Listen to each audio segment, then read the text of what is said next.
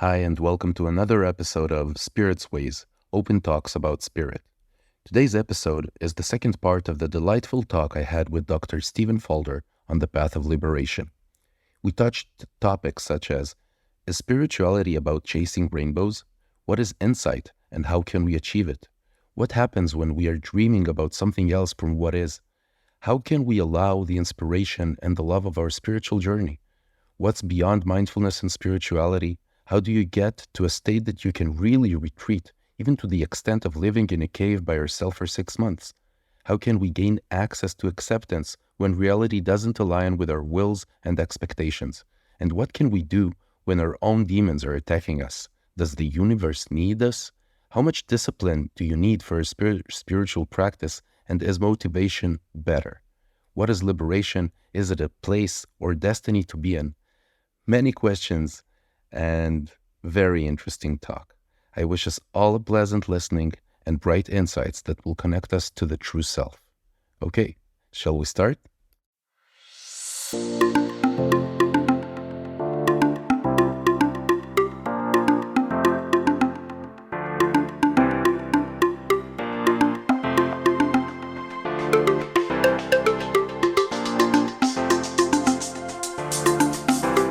You talk about vipassana in terms of insight. What kind of insight are you talking about? It's more of an insight into what is, rather than insight into another fantasy or chasing the rainbow or building up belief systems. I'm going to go back a step. When in mythology, the Buddha awakened and he went out into the street and he met some people or a person and he said, I'm awakened, I've seen everything, it's been an amazing night of awakening and it's the ultimate and so on. And the guy said, you're just another crazy. And according to the mythology or the tradition, from that moment on, the Buddha realized that he needed to talk to a way of explaining why people are not awakened. What is the issue? What's the obstacles? How to undo the non-awakening? And he talked less about what is awakening. And so the Buddhist teaching has been like that in the way all the way through. He doesn't so much chase rainbows or talk about ultimate language and make promises. It's much more about in the moment of experience, you need to see through that moment of experience and you will see through samsara, that means the ordinary mind and the ordinary reality, into nirvana, namely ultimate reality, awakening. Inside ordinary experience, it can't be some other place outside and above. So with that background, when you're talking about insight, you're talking about windows into something deeper when you're looking at an ordinary thought or an ordinary sensation or a pain in the back or tinnitus in the ears or problem you have with your mother or father or politicians. Look in there and the insight will begin to show you, wait a minute, who is it that's looking? What is the state of mind with which you are looking? What is the ultimate aspect of this? Maybe it's consciousness is looking. Awareness that's pure and endless is seeing a thought or a problem or an emotion. Where is the self and the non-self? Who is looking? Where is the no self that is? Where is the sky and where is the clouds? The sky is endless. The clouds pass by, but they don't disturb the sky. So what is not disturbable inside me that is like the sky-like mind? The fact that everything passes immediately and fast and endlessly. There's nothing that stays the same. But what doesn't change, what does stay, these are the kinds of insights that actually begin to appear through the ordinary experience, if you like, diving into an ordinary experience, and you find yourself in another place again and again, peeling off the ordinary conditioned mind. Mm. And then you can actually be this uninterrupted sky that just allows the clouds to pass on without sticking to them and identifying with them. And you talk about change, that everything in life changes. And we do tend to cling on things, on memories, on thoughts, on ideals that we do have, even in the spiritual path. And some even spiritual ideals that we move according to them, they become some stuck cloud in our sky. So how would you deal with that? Well, I think they're very useful. It's not that you need to become just a kind of a machine for being, totally in the present moment all the time and not having any directions or compass or whatever. It's not quite, that's a bit extreme. And people aren't like that. Anyway, they can't be like that. So I think directions are beautiful, and having some kind of compass is beautiful. But it needs to be balanced with a sense that if you are identified with something beyond, that means you are kind of dreaming of something beyond, then it's a bit like just sort of the God world, the theological world. You're all the time dreaming about something else and disconnected from what's really happening because you're after following a spiritual dream. You pay a price for that. And so you need to know that. And my sense is a wise way of doing this is to allow the inspiration and the love of your spiritual journey and the sense that there is a journey, that to inspire you, but leave it at that and not really go much further into, as I say, chasing the rainbow endlessly and having belief systems around your guru or around the ultimate or around a little bit of belief is great. Faith is fantastic. Faith is beautiful. But just to hold on and be a little bit, careful.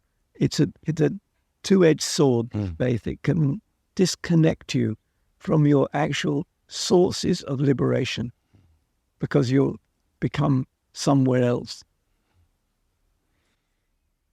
It's an interesting way to look at spiritual beliefs, because in a way you say it's beyond spirituality, even the state of being. Some people might say spirituality is the way that will lead me to liberation or enlightenment or nirvana or any of those states. And you say it's beyond that even. Yeah, it is. It's, in a word. Like you have this book, What's Beyond Mindfulness? There is beyond mindfulness. Can you tell us a little bit about this, please? Yeah. Well, the insight is beyond mindfulness. And in a way, the book is really about what I was saying before, that mindfulness is a kind of flagship of the Buddhist teaching that arrives in the West. And so it's really a core practice. And without it, we're not really going to get close to insight. But it's embedded in a very big teaching which has many other qualities. So in other words, you need mindfulness along with samadhi. You need some concentration and quiet to be able to open the eyes and see what is. You need faith, a little bit of faith and trust that, for example, you are able to go beyond your ordinary mind. You need to have faith that you can jump to places which are not known, the unknown. We need to have a kind of faith and confidence instead of the fear. You talked about the fear of a retreat. What beats the fear is faith. That, okay, I've got the fear, but I have trust that if I go to a 10-day retreat, I'll be all right. It's a faith. Take risks. So that's another quality. The quality of motivation, of determination, of curiosity, of compassion, of love of yourself and of love of existence, of appreciation. All of those qualities are in addition to mindfulness. They all help you. They all lead you in the same direction. You need all those qualities, including the one that says, I really need the voice of spirituality. Even though spirituality is a bit like, in the way, believing in God, I need it. And that's fine. That's really good. But there will come a point when you need it less and less.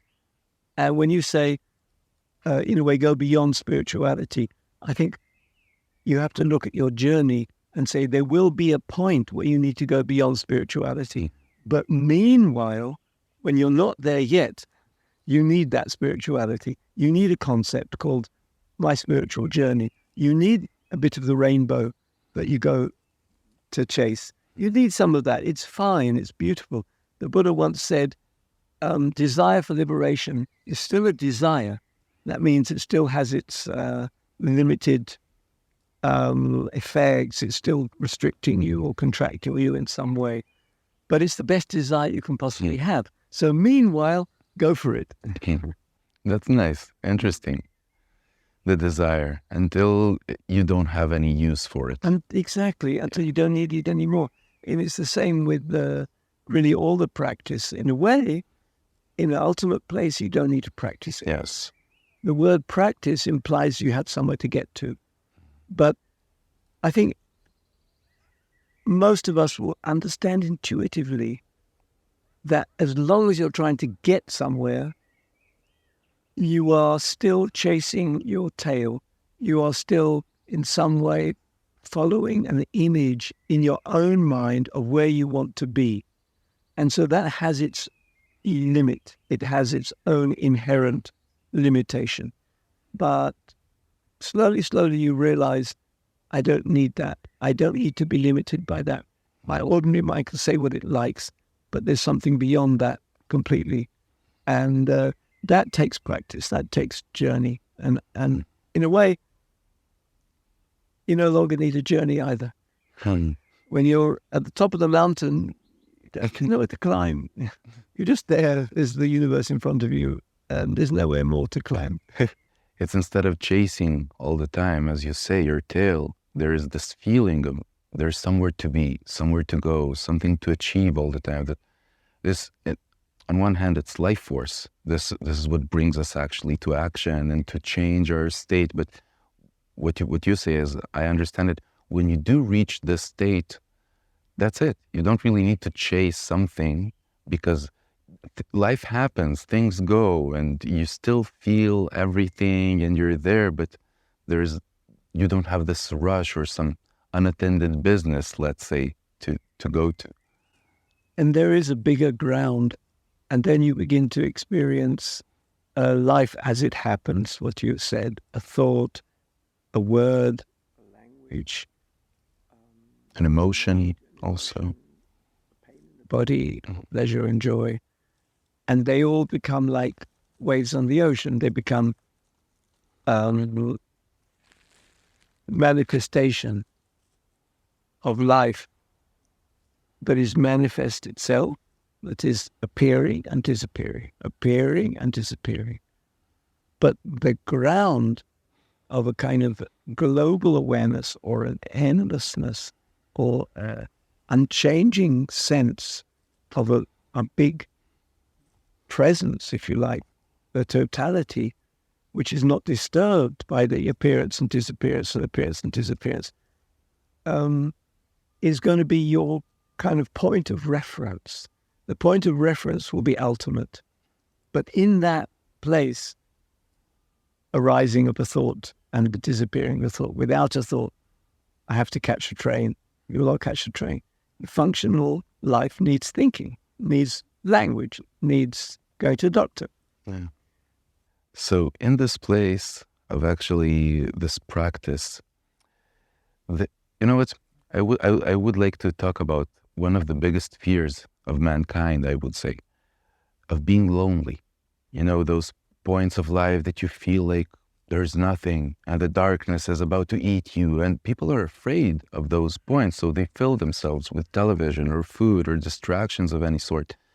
And I think that one of the biggest fears that people go to Vipassana first timers are these fears, because you don't really talk, you don't really socialize. This is not the purpose. It's not a meeting. It's not a party. It's a place for work. You come to work to do actual work. And they say, but I would be alone in this place. And you take Vipassana as an example, but it's life. People are afraid of actually meeting themselves alone. So my question here would be to hear your perspective on this. First of all, why is that? What are they afraid of? What is there that is so frightening to meet that actually pushes them away to do any possible thing just to avoid this? And the second thing would be how to get the courage or the method to actually break down this fear or just make it collapse by itself, and to go deeper to this level and to find what we do need to find there. If you have a line of ants in your garden and you take a stick and you push one ant to the side, the ant very quickly will rush back to the others, and you can feel it saying, "Oh, I can't be on my own here. I have to go back." Yeah. It's in the nature of life that it's fundamental to the lived situation that we need our partners, we need our relationship. I have chickens and I really enjoy them. They're my friends. And I watch the way there's relationship between all of them. The male chicken sort of guides all the females and tells them who's to eat first and who's not, and it's a whole society there. And I think it's fundamental, biological, that we need the group and we need others. That doesn't mean to say that we have to sell ourselves to that completely. But we have to understand that that's something quite deep, and because of there comes the fear. And so knowing the fear as being a kind of a fear of,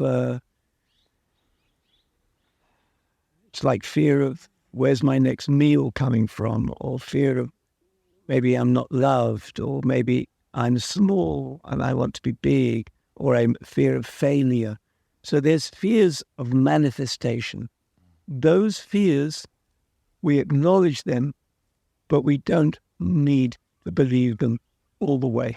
We can say there are fears like that, but actually, as a human being, able to be a big mind, I can see those fears, but I don't need to invest in them.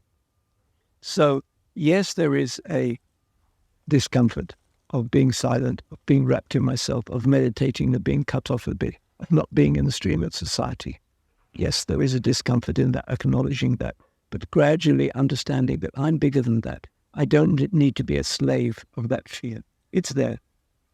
Second thing, you can begin to see the joy of it. There are compensations that may be not apparent in the first instant when you're looking from the outside, but you begin to say, my God, I don't need to say everything to everybody all the time. When I have an experience, I have to immediately report it on TikTok. It was good. It was not good. How is it for you? Look at this flower. You liked it? You didn't like it? Do we need that stuff? And you begin to realize that there's a lot of joy in not having the pressure of the group is huge and stressful and difficult and leads us to judgment and self-criticism. And I'm not good enough, and the group likes me and they don't like me, and I can be like. Suddenly you realize there's such a relief of not having to be in that place all the time. Thirdly, we begin to build a relationship of belonging, which is much bigger than the group. And that is part of the spiritual journey. And gradually we can be totally okay in a cave for 6 months because we belong to the world and we're never alone and we're never lonely because the whole world is with us. And that maybe is a deeper place, but it does go there. And we can feel that inside a 10-day retreat. We can start off and say, or a 1-week retreat, like we do in Israel Insight. 1-week retreat. We start off, it's a bit artificial. I forget in my phone. I can't speak to anybody. But there are people around that want to have communication. After a few days, you think, oh, thank goodness. Communicate with everybody all the time. And then slowly at the end, we say, oh, I don't want my phone. I'm so peaceful. I don't need to start talking again to everybody. I don't need to report to people what I went through. It's so nice. And that even in 1 week, we can begin to get a taste of the other, which is, I'm with the sky above and the earth beneath and the trees. Nothing's missing right now. I don't need to go back into the craziness of the human pressure. And there's a kind of relief in that as well.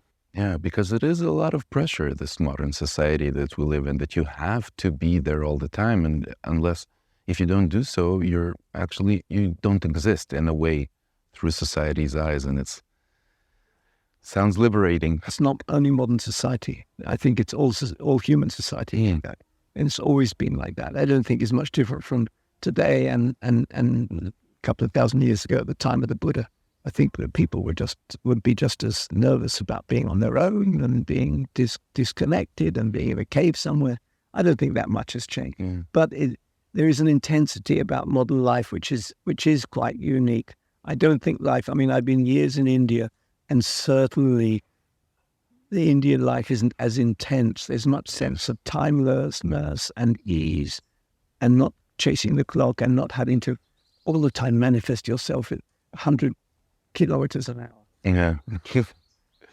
Yeah. I hear a lot acceptance in what you say about the world situation or any situation, and it's also a difficulty that people have accepting reality as it is. And what you would say can liberate this stickness of the way I see it, how things should be, how I manifest it, and then the reality comes and it's not as I seen it, and then I say, okay, something is wrong, but from the way you talk, nothing is wrong. Yeah. So I think that we need a kind of gradual process of discovering that we're not in control. And that also can be a bit scary to begin with, because we build our life assuming I can control. I can be a doctor, I can not be a doctor, I can go this, I can marry this one and not marry it. And gradually we understand that there's a bigger picture in which we are controlled. But life is in control of us. We're not in control of life. We don't know that at the beginning, and it takes time for us to realize that.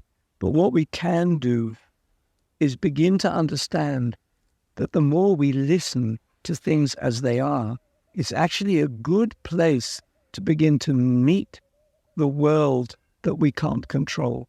For example, very simple example, we have a disease in the body, a pain in the body. What's a pain? A pain is a voice in the body that's calling for attention.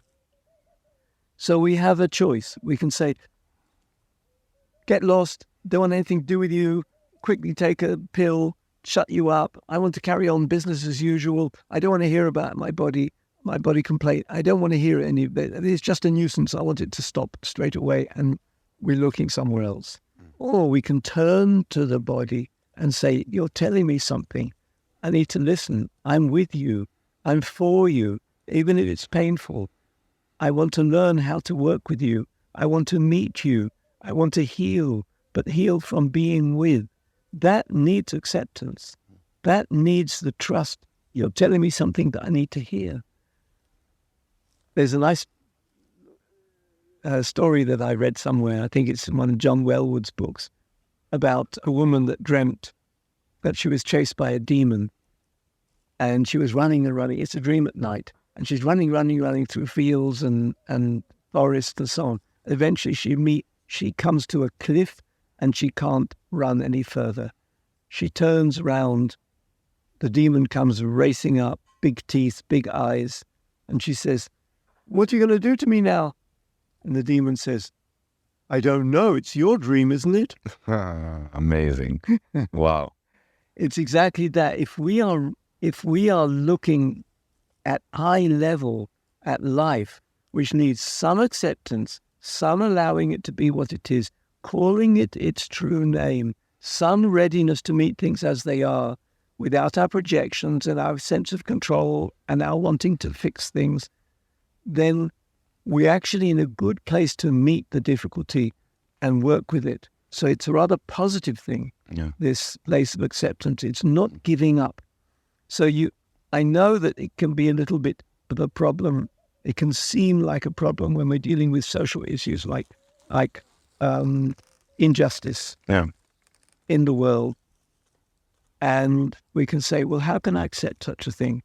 And the truth is, we don't need to accept it and say, I have to say it's good. It's not good, but we have to allow it to be what it is. Give it its name, but be ready to meet it head on and not develop fears around it, issues around it, run away from it, blame people because of it, kind of all kinds of stuff, or just turn on the movies and forget it exists. It's part of saying things are as they are. Now I'm ready to meet them as they are. I'm not going to put layers and projections on them. I'm going to see things as they are. So it's very much acceptance is very much part of insight. I would say trust rather than acceptance, or allowing. A better word for me would be allowing things to be the way they are. And one more word about that. When you go deeper into the spiritual journey, allowing becomes endless. That means you realize that this moment can only exist because the whole universe exists as it is. There is no other way that this moment can exist without the whole universe being the way it is. It needs you, me, this leaf, the tree above, the earth underneath. It needs a telephone. It needs intention. It needs you to come here. It needs me to talk. A million influences creating this moment. So you have no choice but to allow things to be the way they are because the whole universe is the way it is. Yeah. So that's on a deeper level. And what about discipline in this way of life? Because there is a lot of discipline in this method of actually vipassana, 10 days and meditating or retreats or sitting straight, 1 hour, 2 hours, 3 hours or more. And it takes some discipline. And I find sometimes people, in our society just tending not to be as disciplined because they're like, I have everything, I can be everything, is so available. Why should I work that hard, let's say, to get something? Yeah, it's true. It needs a bit of discipline. But what I said right at the beginning of this discussion, firstly, your curiosity. Secondly, if you're going through difficult pain, you know that it's worth it. I have to do something. Even a bit of discipline is needed, but I have to move something in my life. People, for example, with serious diseases, the Buddha had 4 what's called heavenly messengers, and which he met at night. The messengers were a sick person or a dead body and a poor person, and he saw human suffering. And that gave him the motivation that he had to go out and so the discipline is needed, but it's not artificial. It's something that you feel is worth it and it helps. But you don't need discipline on its own. You can just, in a way, modulate the amount of discipline that you need according to your personality and your needs and your situation. So, for example, you're not ready for 10 days, so do a weekend, do a day, and start there. Nobody's telling you it's worth less. It's not at all worth less. You do a 1 day, but then you say, I can manage that. I'll do another one. And no problem. So you need a bit, but you don't need that much, actually, because also what tends to happen is as soon as you see that you have benefit, then that fires you, it gives you more motivation to carry on. And so, in a way, motivation is a better word than discipline. It comes from inside. The motivation is the key rather than discipline from the outside, as if you're having to learn a musical instrument and all you need to do is do scales all day, which needs to, because it's also boring. Yeah. But I think the spiritual journey is so interesting that it gives motivation as you keep going. And that's the way it takes the place of discipline. Sounds great. Inspiring yourself and motivating yourself instead of just pushing yourself against your will. Exactly. It motivates you because there's something very deep inside all of us. There is a place inside all of us that wants to be released or wants to be seen. And in the tradition, it's called the Buddha nature.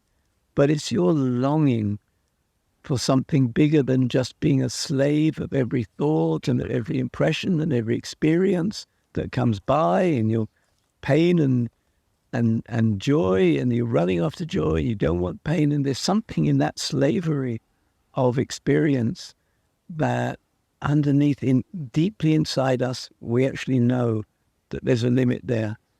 And there is a sort of a small voice inside that says, there's something more than that.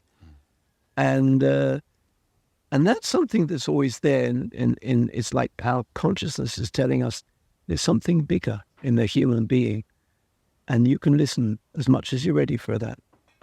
And that's, in a way, our deepest motivation. And you just have to hear a little bit of that voice, that longing. Longing is a beautiful, beautiful movement in us, actually. It is a kind of expression of the Buddha nature. So we talk about liberation. Is it a destiny, a method, a place to be in? We seek for liberation, right? We seek it, but what is it? Yeah, not an easy question to ask or to answer. Yeah. But on the other hand, it's totally easy on another side, because in many ways, we can't be not liberated. What's not liberating us is the conditioned mind, the conditioning that we've had, the forms that we believe in our mind. I am like this, the identity that we have. I'm like this, I'm like that. I think this has to be this. And usually a big voice saying, there's something missing in my life. This is missing, this not working, this no good. So liberation on the one hand is something in our being which is very pure, very endless, unlimited.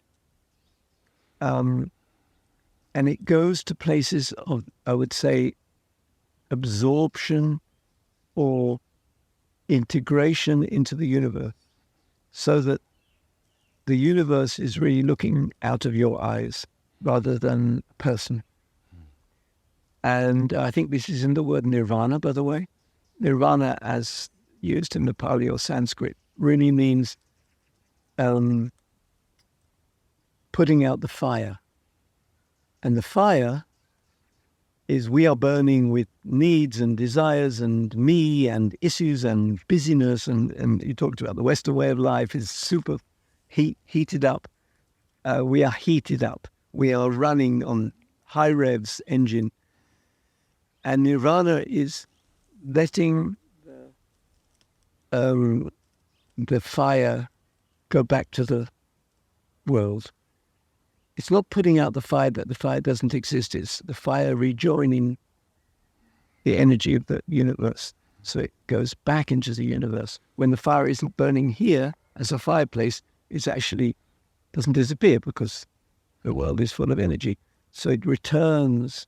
So it's this sense of returning to where you come from, which is the universe. And that's, I would say, a liberating place. And it's more a state.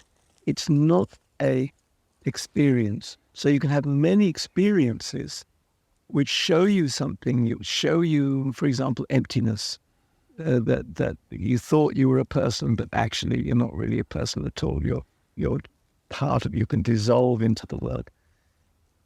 Experiences, but they come and go. They're still experiences. So liberation itself is more like a state. But it's pretty mysterious. When someone asked the Buddha, how do you recognize a liberated person? And he answered, you recognize them because you can't find them. Isn't that a beautiful answer? And what does it mean you can't find them? They can't be labeled. There's no longer any human label, any description, any language that fits, identity that fits. You can't put them in a box anymore. And it's that sense of reabsorption into everything that I would say is the liberation in the ultimate sense. But on the way, there's many, many, many, many, many kinds of liberating, stages or moments or realizations on the journey. And each of them will be a place where we let go of our belief in separation, our belief in being locked in a self, an identity, our belief in my thoughts are true or facts, forms, being stuck in form, being much more in the formless place, and all of those are stages on the way. And you could say all of them are liberating moments and liberating experiences which lead to a place which is not an experience at all. If you had the ability to install a thought or a message inside of everybody's minds or hearts or ecological inner systems, what would that message be? Well, I think I'll address it directly to the listeners, to the viewers here.